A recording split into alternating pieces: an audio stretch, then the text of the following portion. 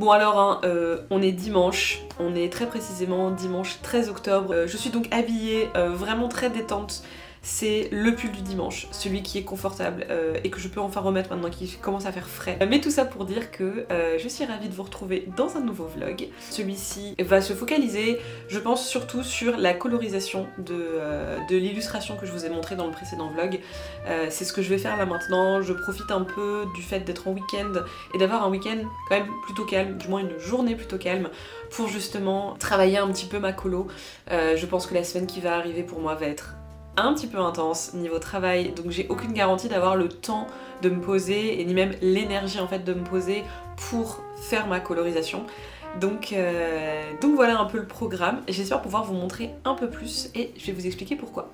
En fait, pendant les quelques jours qui s'est passé entre la fin du précédent vlog et ce vlog là, j'ai regardé la formation. Alors je l'ai vraiment pas du tout terminée, mais j'ai commencé à survoler la formation que j'avais donc décidé de faire, qui avait pour thème l'animation 2D. C'est hyper intéressant, j'ai vu en fait toute la partie d'animation à travers After Effects, qui est vraiment intéressante mais très dense en termes de temps, mais je comprends en fait, je comprends cette notion d'animation, c'est plus complexe que ce que j'imaginais, mais c'est pour aussi faire une animation plus complexe que ce dont moi j'ai besoin.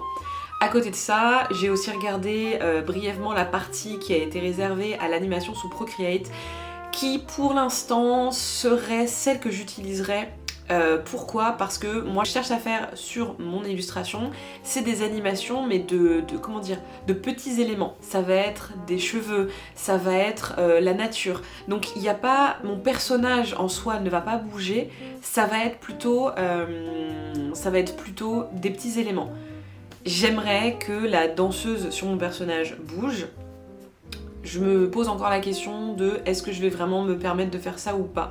Je vais d'abord voir comment est-ce que je m'en sors sur Procreate et après on verra. Donc voilà un peu où on en est. Ça peut paraître très abstrait là comme ça quand je vous en parle, mais j'ai hâte de vous montrer un petit peu ce que ça va donner et pour vous illustrer un peu mieux mes propos. Je pense que vu la complexité entre guillemets de ce que je vais vous montrer et vous expliquer, c'est pas très clair là comme ça, je pense que je le ferai sur un prochain vlog et ça peut être aussi intéressant pour vous de vraiment avoir l'étape. Il y a eu le dessin du croquis dans mon précédent vlog, dans ce vlog là je vous montre la colorisation et toute la recherche de couleurs, et dans le prochain je vous montre l'animation. Je trouve que ça pourrait être pas mal, ça vous fait un truc en 3 temps et peut-être que ça peut me permettre aussi moi de développer un peu plus, de rentrer un peu plus dans le détail dans les explications que je vais vous donner, etc.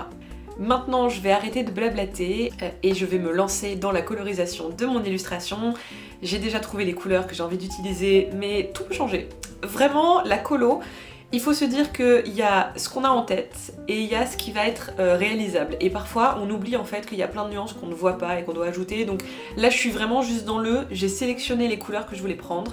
Je sais plus ce que je voulais dire. Là pour l'instant j'ai choisi les couleurs que je voulais faire, les teintes que je voulais faire pour mon illustration. Il faut que je les mette en pratique, il faut que je les mette en aplat et que je vois si ça fonctionne ou pas, qu'est-ce que je dois rajouter ou pas. Donc je vais vous montrer ça. Alors, ma colo est très loin d'être terminée, ça se voit d'ailleurs, là c'est vraiment un état de brouillon. En fait j'avais commencé à la cleaner au niveau des feuilles, au niveau de certaines formes, et je me suis vite retrouvée bloquée parce qu'en fait je réalisais que j'avais vraiment pas assez de sous-teintes et que comment dire, l'équilibre des couleurs fonctionnait pas avec l'effet de profondeur que je recherchais. Alors, ça met en évidence, après un retravail de pas mal de structures, ça met en évidence que j'ai encore du travail au niveau de la composition. Je vais devoir rajouter pas mal d'éléments pour vraiment créer cette ambiance.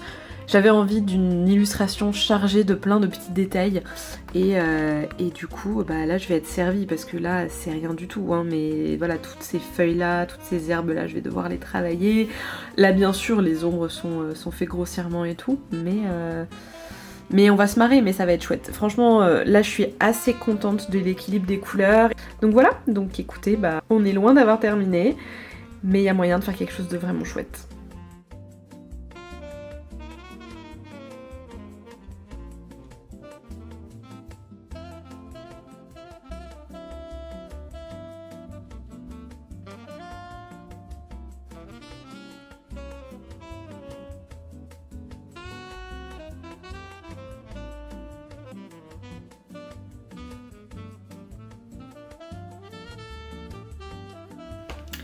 Bon, et bah écoutez, je pense que ça y est, j'ai bientôt terminé la colorisation de mon illustration. En fait, il faut que je fasse des tests de si j'ai envie de faire un petit peu de dégradé flouté dans l'illu.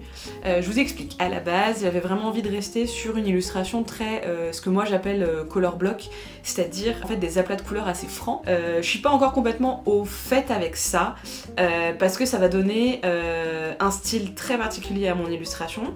Je sais que j'ai envie d'avoir ça dans mon illustration, mais je ne sais pas si j'ai envie d'avoir ça partout. Donc du coup, j'ai aussi envie de faire des petits tests pour voir en fait si jamais je fais un dégradé un peu plus diffus, comment ça fonctionne, notamment par rapport à la lumière. Autant l'ombre, j'aime bien l'idée que mes ombres soient assez tranchées.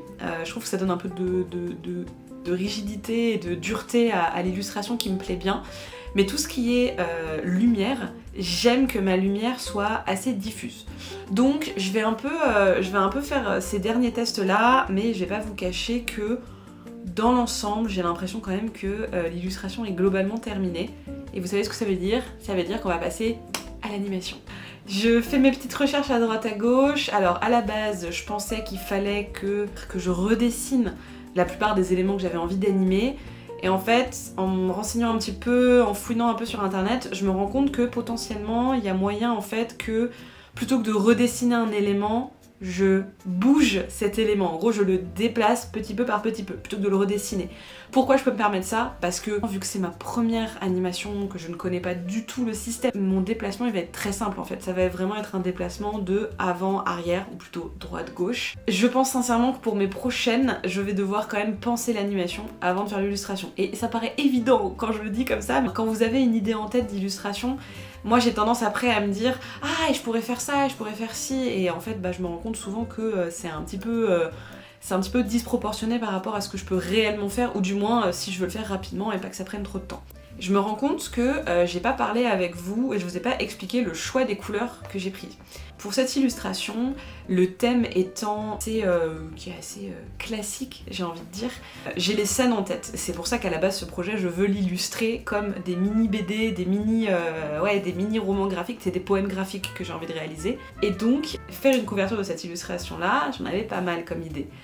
Et en fait, je sais pas pourquoi, mais c'est elle qui est venue. Je sais que j'étais très inspirée par d'autres illustrations que j'ai vues, et notamment les couleurs. En fait, j'avais flashé sur une illustration qui utilisait ces teintes-là. Et je sais pas pourquoi, mais quand j'ai vu cette illustration, je me suis dit, c'est exactement les couleurs en fait que je vois pour la couverture de mon poème. Sachant que je ne m'enlève pas la possibilité de, par la suite, quand j'illustrerai ce poème-là, de changer le design. Parce que, en toute honnêteté, je le voyais de plein jour, dans un univers, en plus je le voyais avec une place, bref. Mais dans une ambiance très sud, très chaude et très claire, très lumineuse. Ce qui n'est pas du tout, mais vraiment pas un gramme près, ce qu'on retrouve dans cette illustration-là. Et pour autant, dans mon illustration, il y a plein de choses qui font écho à mon texte, et c'est très cohérent aussi pour moi. La preuve, c'est l'image que j'en avais. J'illustre aussi ces poèmes-là sous le thème un peu carte de tarot, donc forcément je rajoute au côté onirique, et pour moi le côté onirique passe également par les couleurs. Et donc si j'ai choisi en fait ce camailleux de couleurs, c'est déjà parce que justement j'avais très envie de parler de la nuit. C'est un thème qui est abordé dans mon texte, ça veut dire quelque chose bien évidemment, et du coup je trouvais que la couverture d'un texte, d'un roman, enfin voilà, la couverture d'un livre, d'une histoire, de quoi que ce soit, elle doit quand même être hyper parlante. Elle doit vous faire refléter l'ambiance du texte assez rapidement. J'ai vraiment envie de jouer sur la versatilité en fait du texte, c'est-à-dire que dans une partie très liée au jour, à la lumière, au plein jour, au vu de tous, avoir un certain personnage, et au contraire dans un univers beaucoup plus nocturne, et à mon sens pour moi, parce que c'est personnel, beaucoup plus chaleureux, une autre facette du personnage.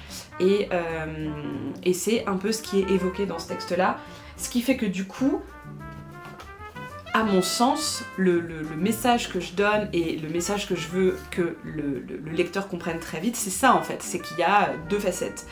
Et je me suis dit, la facette la plus intéressante que j'aborde, en vrai de vrai, est censée être la facette de la nuit. Donc c'est pour ça que ça me paraissait assez évident de donner un univers très nocturne à ma couverture. Le violet, le bleu foncé, c'est quand même... Moi j'adore le violet parce que c'est un bleu chaud, mais le bleu reste froid en soi, donc bref. J'aimais beaucoup ça, sachant que certains éléments ressortent, Et ces éléments qui ressortent, et notamment la lune, sont des éléments qui justement font référence aussi à toute la clarté du jour, etc. J'avais envie un peu, je m'étais dit que peut-être ça aurait pu être intéressant pour vous en fait de comprendre comment est-ce que je choisis les couleurs, et outre le fait que oui, j'ai eu un énorme crush sur une illustration qui utilisait ces couleurs-là, et qui m'a vraiment parlé, et qu'après j'ai un peu retravaillé à ma sauce, il y a aussi derrière une vraie recherche de pourquoi ces couleurs-là, et qu'est-ce que moi ça m'évoque.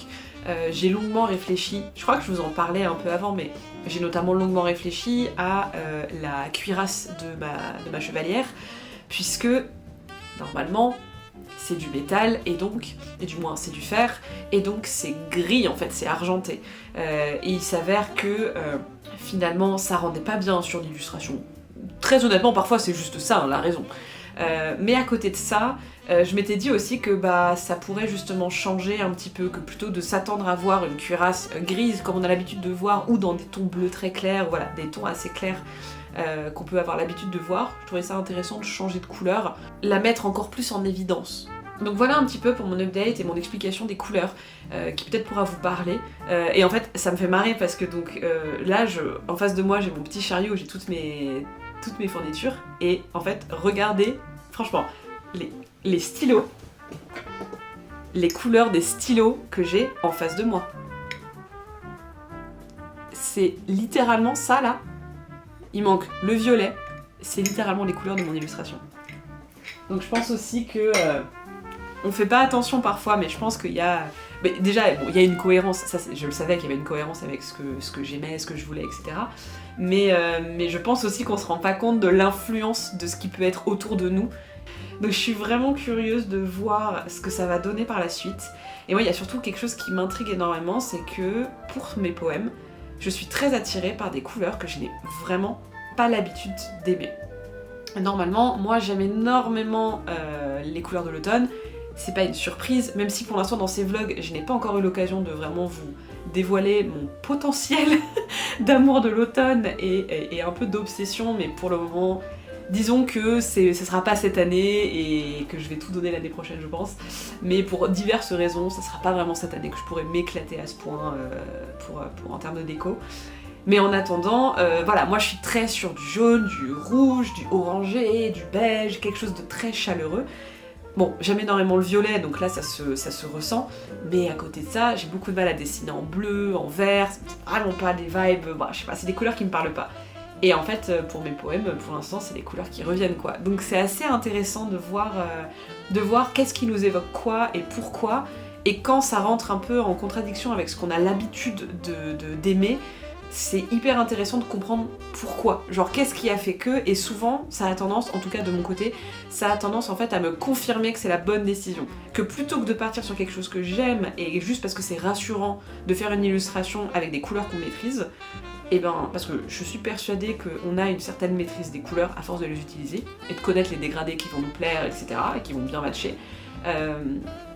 C'est hyper intéressant de se dire, bah non, en fait, malgré ma zone de confort colorielle, malgré ma zone de confort colorimétrique, j'ai envie de partir sur ces teintes-là, que j'ai pas l'habitude d'utiliser. J'ai hâte de vous montrer la suite. C'est bientôt la phase de l'animation. J'ai très peur, et en même temps j'ai hâte que vous puissiez voir, enfin je suis assez curieuse de voir comment ça va se passer, et si je vais être contente. On n'est pas à l'abri de ne pas être contente du résultat. Ça fait un petit moment que je l'ai pas fait, j'avais un peu envie de l'intégrer ici, mais merci, vraiment merci infiniment à toutes les personnes qui commentent ou qui m'envoient des petits messages. Ça me fait tellement chaud au cœur. J'ai vraiment eu une période où j'étais pas du tout présente sur YouTube, et même sur les réseaux, je suis quand même pas très présente actuellement, parce qu'il se passe beaucoup de choses, parce que j'ai pas forcément la tête à ça aussi. Les réseaux sociaux, c'est un exercice très difficile pour moi. La régularité aussi, c'est vraiment pas facile pour moi. Et avec ce projet-là, j'ai commencé à avoir un peu de petits commentaires en plus, de personnes qui s'abonnent, et bref, ça me fait hyper chaud au cœur, ça me motive de dingue, et ça me donne envie de vous partager encore plus de choses et encore plus de projets. Donc vraiment, merci beaucoup. Merci à toutes les personnes qui me suivent, à toutes les personnes qui mettent des likes, aux personnes qui s'abonnent, aux personnes qui montrent mon travail. Vraiment, c'est un chocolat chaud pour mon cœur, voilà. Merci beaucoup d'avoir regardé le vlog. J'ai hâte de vous reprendre, j'ai hâte de vous montrer la suite. Et puis j'espère que celui-là vous a plu, et en attendant, prenez soin de vous et de votre créativité.